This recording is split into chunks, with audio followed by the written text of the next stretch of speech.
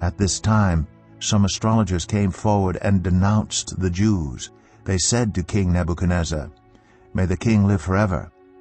Your Majesty has issued a decree that everyone who hears the sound of the horn, flute, zither, lyre, harp, pipe, and all kinds of music must fall down and worship the image of gold, and that whoever does not fall down and worship will be thrown into a blazing furnace. But there are some Jews whom you have set over the affairs of the province of Babylon, Shadrach, Meshach, and Abednego, who pay no attention to you, your Majesty. They neither serve your gods nor worship the image of gold you have set up." Furious with rage, Nebuchadnezzar summoned Shadrach, Meshach, and Abednego.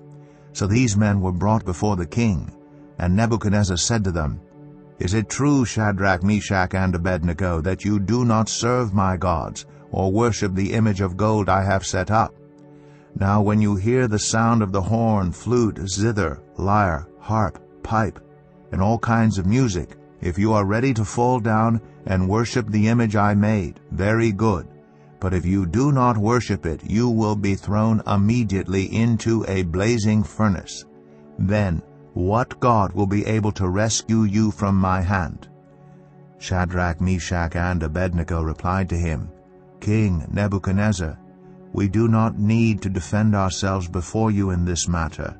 If we are thrown into the blazing furnace, the God we serve is able to deliver us from it, and he will deliver us from your Majesty's hand. But even if he does not, we want you to know, your Majesty, that we will not serve your gods or worship the image of gold you have set up." Then Nebuchadnezzar was furious with Shadrach, Meshach, and Abednego, and his attitude toward them changed. He ordered the furnace heated 7 times hotter than usual, and commanded some of the strongest soldiers in his army to tie up Shadrach, Meshach, and Abednego and throw them into the blazing furnace. So these men, wearing their robes, trousers, turbans, and other clothes, were bound and thrown into the blazing furnace.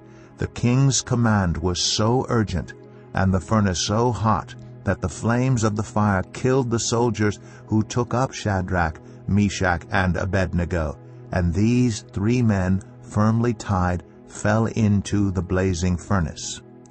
Then King Nebuchadnezzar leaped to his feet in amazement and asked his advisers, "Weren't there 3 men that we tied up and threw into the fire?" They replied, "Certainly, your Majesty." He said, "Look, I see 4 men walking around in the fire, unbound and unharmed, and the 4th looks like a son of the gods."